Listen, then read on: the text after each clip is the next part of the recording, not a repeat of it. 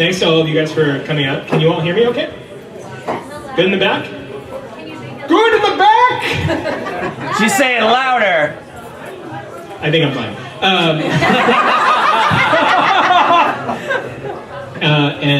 I'm excited to hear the other readers tonight. Before I start, I want to tell a little story in the way of a dedication. When my mom was about 20 years old, she was pretty hot shit. She was modeling part-time. She was living on Newbury Street in a one-room loft. It wasn't nice like it is now. It was kind of shitty. The whole city was kind of shitty. It was Arson City, America back then. And my mom, because she was cool and doing all kinds of stuff, hung out with Leonard Nimoy and went down to Studio 54 all the time and all kinds of cool stuff. And she and her friend were walking home one night down Newbury Street, and this limo pulled up, and the driver's side window went down, and the driver said, "Mr. Bowie would like to know if you want to ride home." And they were like, "What?"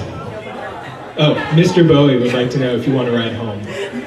And they were like, "Yeah, right, whatever, fuck you. This is not real. We are not getting kidnapped." And the limo pulled up a little more, and the back window went down, and it was David Bowie, and he was on the Heroes tour. It was May 1978.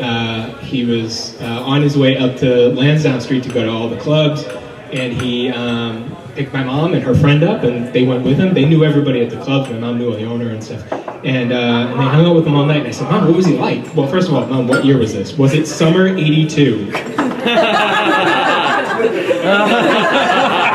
It was such luck. And I said, "Mom, what was he like?" And she said, he was kind of boring. Just talked about himself. I was like, he did not want to hear about your day job. Anyway, that was for David Bowie. Poor David. He had to go sometime. All right, and now on to my poetry. This is a New Year's poem. I don't usually do New Year's poems. I usually do event poems. This is a New Year's poem. Who cares that the trees were royal with birdsong, when tonight they're a blaze of wire hands, raised up to worship the frost and stars? After a few drinks, we debate the election, the arrangement of books, the beauty of glaciers. I wonder whether the snowfields will find a Sunday to bloom. You say I'm a fool. I am. Lately, the sky's been full of inverted joys, a giddy shivering, burning finger ends, the rouge of wind-battered cheeks. Is it time? Is it time? Then pour me your warm mouth. Tonight is the rhyme of a foolish idea. Let's resolve not to forget our life, even if we have to circle at the edges of loss. When it comes, nothing I could say will help. There's no time for praise, but we promise to ourselves at the cusp of this volta, like stepping out of a pond at midnight. Let yesteryear hold its sharp tongue. Tomorrow is too full of words already. Yeah! Pritchard. This is called Petty Theft. Your palms were coarse as horsehair and yellow, I remember, as a dashboard map left out in the copper afternoon. Don't sing against the song on the radio. Don't desert yourself on the corduroy sand, night after night. Night after night, you leave your wet hair on the shore like a pelt of surrender. Not to exclude the world as it is, or could be, or as you had once imagined it. Only to keep safe within yourself the little blue star of a cutout hand. To imagine your fingers were ivory, opening soft as a magnolia with its leather pink impermanence. A trio of brass Buddhas and a single quartz tigress from the nightstand disappeared the night you disappeared, alone. The only signs that you would choose to remember having left us, our memories burning up like a paper sun.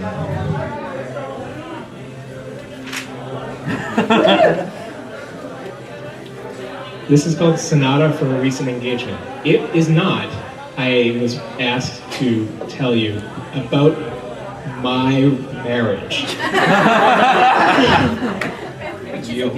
It's not about anybody's marriage, honestly. It's a poem. Relax, everybody. I'm a poem, not a sign. Sorry. Sonata for a recent engagement. A storm wraps the windows in wax paper and salt. Its wire winds raise predatory silhouettes that rave in the empty streets of an otherworldly march.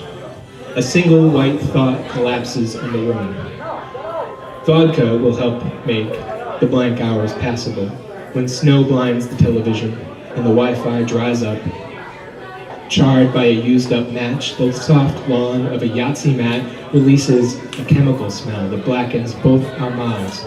So I replace the nightstand bulb, that one that exploded days ago and shed its milky leaves across the fleur-de-lis spread.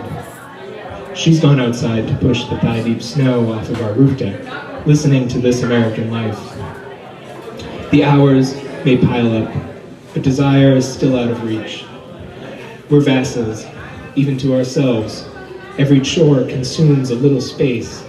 They dissolve the stasis of mutual clutter, from chalked emery boards tilting in her abandoned glass to the empty paint cans that have leaned against a wall since June.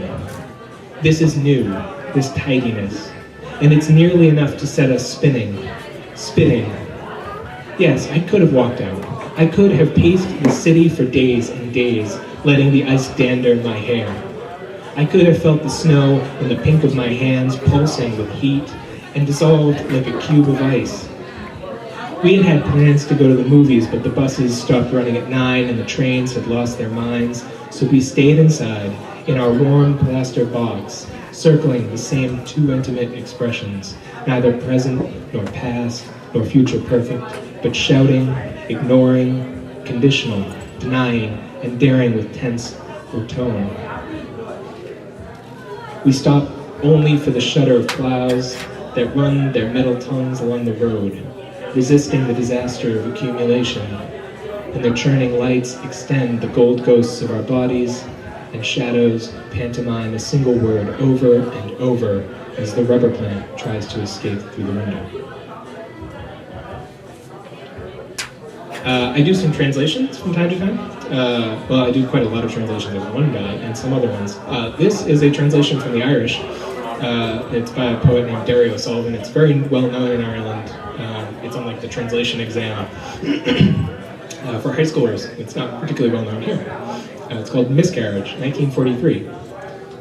It's a really uplifting poem. Yeah, depressing. Miscarriage, 1943. Pale blue arms folded like a bow around her heart. You were born into silence, the umbilical frayed like your loose connection to life. The priest and his water were too late and too still.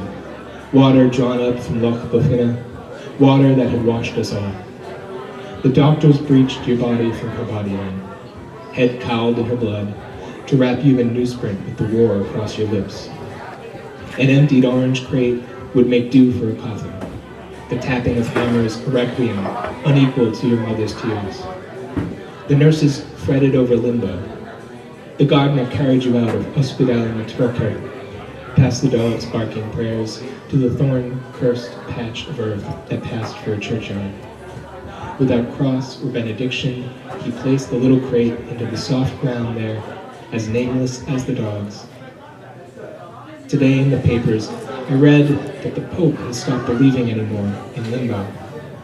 In the 40 years since your eyes didn't open, I stopped believing too. But limbo is real, more real than the loch's holy water. Your mother never left there. Still snared in the thorns, a paper rolled in her lap, she listens to the dogs, trying to catch the echo of a name each day in limbo, and every living night.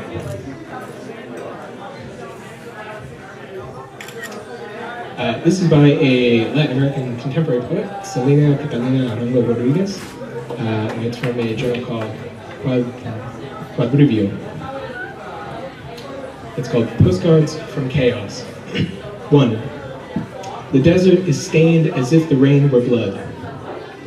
The women scream in a chorus from thirst in the cold nights. The women run and run from the sundial's shadow.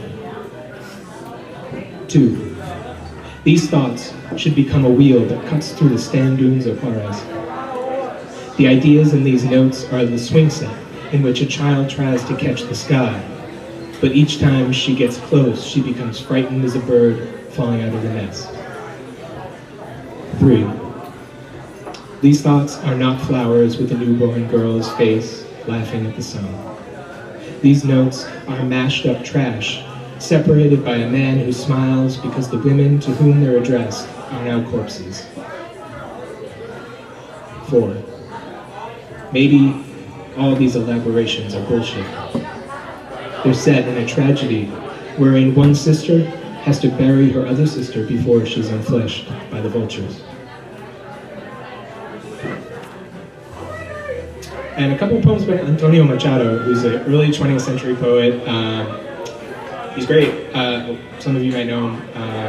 He's like Robert Frost in Spain. Like everybody reads him, and he's so well known, and he writes a lot of landscape poetry, and it's very symbolic. So he has this whole like symbolic mythology, and it's great. Anyway, these are just a few, so you won't get a lot of that. A portrait of the artist. Warm patios in Sevilla, lemon trees ripe and full of suns, Castilian soil and empty spaces. Not a maker of love, but sometimes its grateful victim.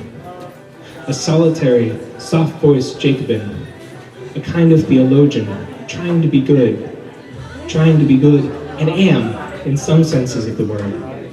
I cut a wilted rose from Ronsard's garden, and in the quiet, I can distinguish the solitary voice from the chorus and the chorus's echo. Because he who speaks to himself hopes to speak to God. Until then, my work clothes me, my work feeds me, and when I finally arrive, you will find me packed as lightly as any son of the sea.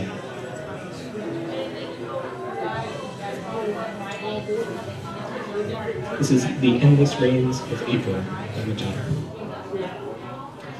April floods again. The wind runs between clouds like a blue mouse. Water and sun, brilliant irises. Lightning laces a distant cloud. Rain plays its tap, tap, tap on the window, beyond which the meadow disappears underneath mist and water. The nearby oak, the mountain range that's farther off, they're both lost. Young leaves are bowed by the rain. Rain agitates the coursing river. It swallows the garden beans and dun fields. The sun's in a tree, then it's in a puddle. Rain and sun. But the fields themselves darken. Hills rise in the distance, plain as a row of smokestacks, and the lead-gray mountains dump bales of smoke into the valley. And this is my last translation, also by Machado, Untitled Landscape. Dazzling dream, blinding light, torrid dream, in the rose-lit hour, luminous river, the air a furrow, birthing the mountainous splendor. The evening swells with dusk and sun. With a soft sigh, the wind closes its eyes in hidden hills, just as dreams emerge from palms behind an orange tree igniting with blooms. The idiot stork draws its drowsy scrawl above the motionless mill as the bull lowers its fierce crown over dry grass.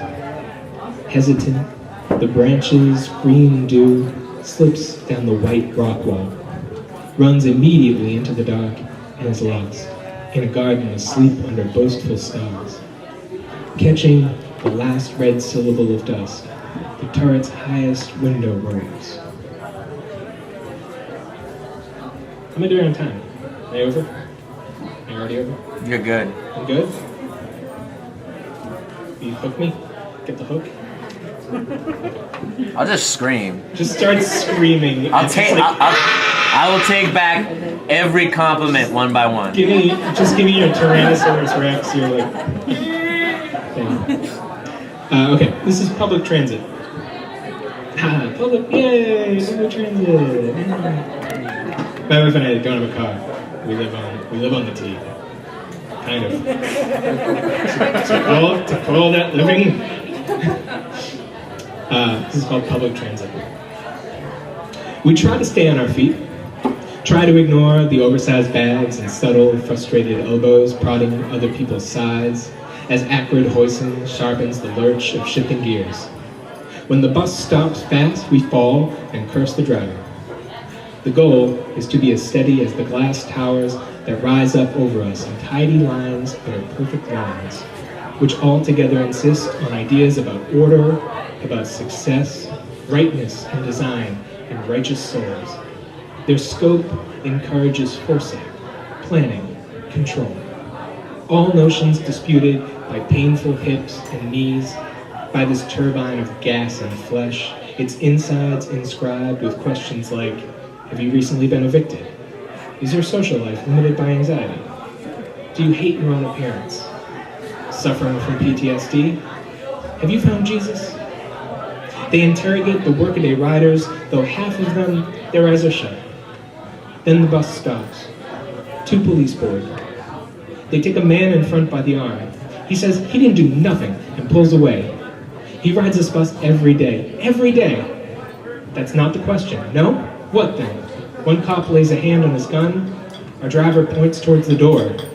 Stretching out his palm, the other cop tries to grab a brown sleeve and the man tries not to resist. He didn't do nothing. He rides this bus and pays every day. He rides this bus both ways. He pays his fare. Today he forgot. I forgot. Let me go. Let go. No, he isn't crying yet. He just steps back and trips over a woman's feet. Get off. Get off. I have to get to work, he says, collapsing into a seat, leaning on his knees with shaking fists bundled on top of his eyes. The cops square their hips. He looks at them. The radio coughs, and they take him off. It's silent and quick, and we're almost angry we missed it. The man stands cuffed, his head in his chest. The bus takes off. A computer's voice mispronounces the street. The driver beeps. The 2 cops wave.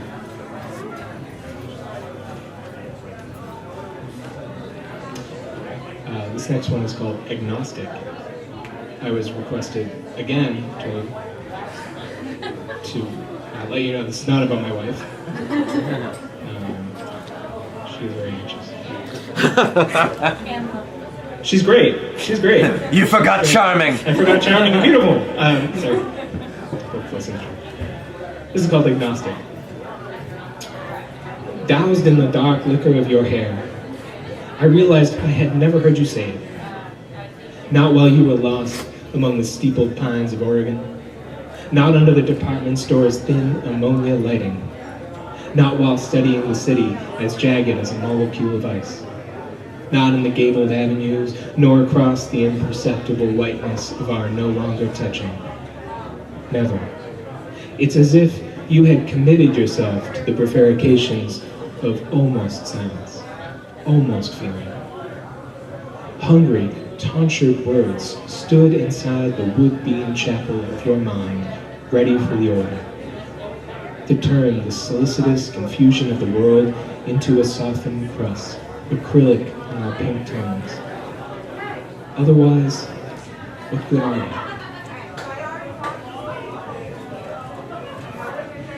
It was too late, so long ago, that the measure of the sun can hardly be accurate. Keep your words, swallow them.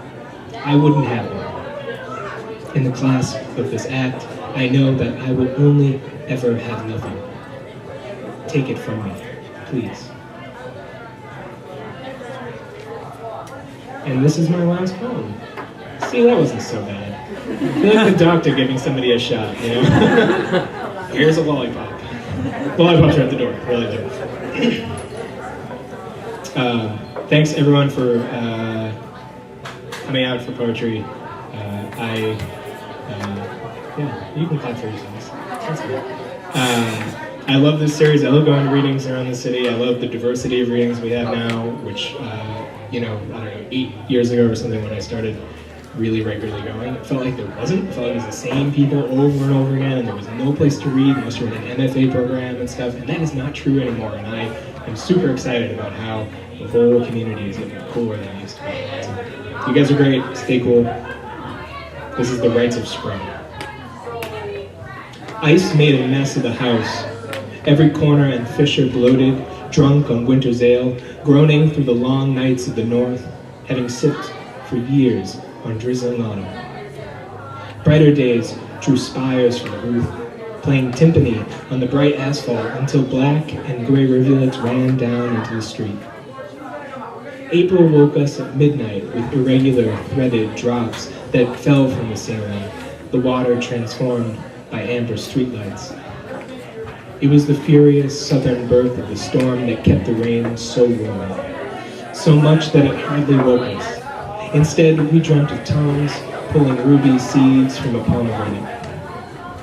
The next morning, the season let loose its yipping winds and cut through milk-warm Sunday and jangled the morning glories before tearing down a gutter from the fringe of our knackered home. The frost-seasoned sunshine cocooned my heavy body when I climbed the ladder, half in shadow, to the edge of the roofline, as the moon would in July. Tearing nails from the rotted pine, heaving the airy, unstable metal from the slanting trim, a jagged splinter of aluminum pierced the glove on the pad of my thumb to leave a rust-colored streak on the joint's flesh edge. A consecration against time and her inebriate seasons. How could anyone think about poetry on a day like this?